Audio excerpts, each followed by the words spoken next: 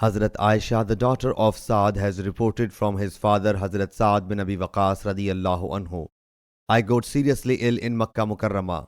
So the Prophet sallallahu alaihi wasallam came to visit me.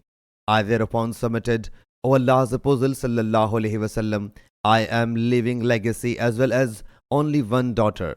Should I will out 2/3 of the property, leaving 1/3? He sallallahu alaihi wasallam disapproved it.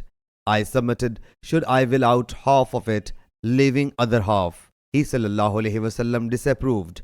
I again submitted, should I will out 1/3, leaving 2/3 for her? He sallallahu alaihi wasallam said, will out 1/3, but 1/3 is also much.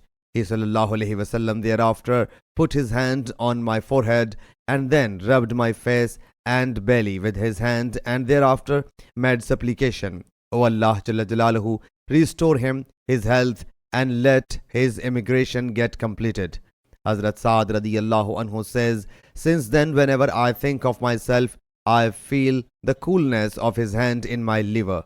Sahih Bukhari Hadith number 5659.